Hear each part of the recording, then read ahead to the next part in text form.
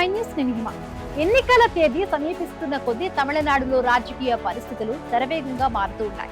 DMK, అన్నా DMK కూటమిల మధ్య పోటీ నువ్వా నేనా అన్నట్టుగా సాగుతున్నప్పటికీ చివరి రోజుల్లో పరిస్థితి ఏకపక్షంగా మారే అవకాశాలు స్పష్టంగా కనిపిస్తున్నాయి. చాలా కాలం పాటు తమిళనాడు రాజకీయాల్లో కొనసాగాలని నిర్ణయించుకున్న సీనియరుడు విజయ్ ఎంచుకున్న వ్యూహం స్టాలిన్ కి అనుకూలంగా మారుతుంది. దేశవ్యాప్తంగా చేపట్టిన డీలిమిటేషన్ ప్రక్రియ కూడా తమిళనాడు ప్రజలపై ప్రభావం చూపుతోంది. దేశంలో అత్యంత ఆసక్తికరమైన రాష్ట్రమైన తమిళనాడులో ఎన్నికలు కూడా అంతకు మించిన ఉత్కంఠగా సాగుతున్నాయి. ఉత్తరాది పెత్తనానికి, హిందీ ఆధిపత్యానికి, హిందుత్వ భావజాలానికి ప్రస్తుతం దేశంలో గట్టి పోటీ ఇస్తున్న రాష్ట్రం తమిళనాడు. మోడీ నాయకత్వాన్ని గట్టిగా వ్యతిరేకిస్తూ కాంగ్రెస్ పార్టీకి గట్టి మద్దతుదారుడుగా నిలిచిన వ్యక్తి కూడా స్టాలిన్ ఒక్కటే. సిద్ధాంత బలం, ఘనమైన ఉద్యమ నేపథ్యం కలిగిన ప్రాంతీయ రాజకీయ పార్టీ కూడా డిఎంకే మాత్రమే.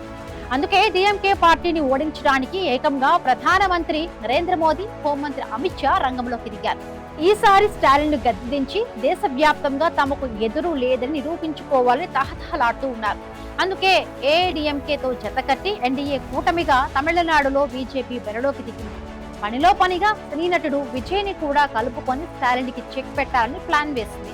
స్టాలిన్ మాత్రం కొత్త ప్లాన్లు ఏవీ లేకుండా గతంతో మాదిరిగానే హిందీ వ్యతిరేకత, ఉత్తరాది వ్యతిరేకత, హిందుత్వ వ్యతిరేకత, ద్రవిడ నేపథ్యం, కాంగ్రెస్ తో పొత్తు, మైనారిటీలతో సఖ్యత, ఎస్సీ బీసీ వర్గాల అండతోనే ముందుకు సాగుతున్నారు. మోడీ హవా, బీజేపీ ప్రభ తమిళనాడు గడ్డపై పనిచేయవని నిరూపించాలని స్టాలిన్ ఉబలాట పడుతున్నారు. ఈ నేపథ్యంలో పోటీ చాలా ఆసక్తికరంగా మారింది. సర్వేలు కూడా డిఎంకే కూటమికి, ఏఐడిఎంకే కూటమికి మధ్య గట్టి పోటీ ఉంటుందని తేల్చాయి. ఓట్ల శాతం 5 మాత్రమే అని చాలా సర్వేలు ప్రకటించాయి.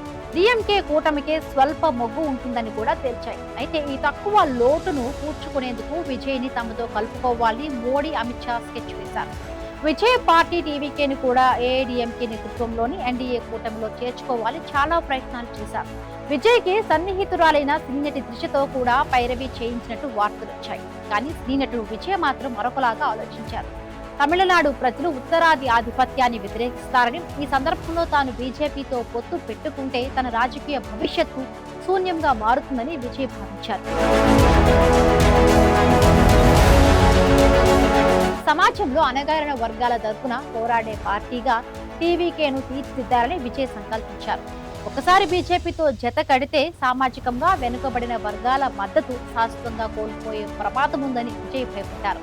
గెలిచినా ఓడినా ఒంటరిగానే నిలవాలని డిసైడ్ అయ్యారు. ఈసారి ఓడిపోతే మరొకసారైనా తనకు అవకాశం దక్కుతుందని విజయ్ అంచనా వేస్తూ ఉన్నారు. విజయ్ ఎంచుకున్న వ్యూహం ఇప్పుడు స్టాలిన్ కు అనుకూలంగా మారిపోయింది. ప్రభుత్వ వ్యతిరేక ఓటు చీలి డిఎంకేకు ఆధిక్యత రోజు రోజుకు పెరుగుతోంది. ఈ సమయంలోనే డీలిమిటేషన్ ప్రక్రియకు సంబంధించిన అడుగులు డిఎంకేకు వరంగా మారాయి. పార్లమెంటు నియోజకవర్గాల పునర్విభజన ఉత్తరాది రాష్ట్రాలకు అనుకూలంగా, దక్షిణాది రాష్ట్రాలకు శరఘాతంగా ఉండబోతుందని విమర్శలు వినిపిస్తున్నాయి. ఇదే అంశాన్ని స్టాలిన్ పార్టీ తమిళనాడులో గట్టిగా ప్రచారం చేస్తుంది. దక్షిణాది మనుగడకే ముప్పు ఉందని ప్రజలకు వివరిస్తుంది. అసలే ద్రవిడ ఉద్యమ నేపథ్యం కలిగిన తమిళనాడులో ప్రజల ఉత్తరాది ఆధిపత్యంపై మరొకసారి తమ ప్రతాపం ఓట్ల రూపంలో చూపించే అవకాశాలు స్పష్టంగా కనిపిస్తున్నాయి.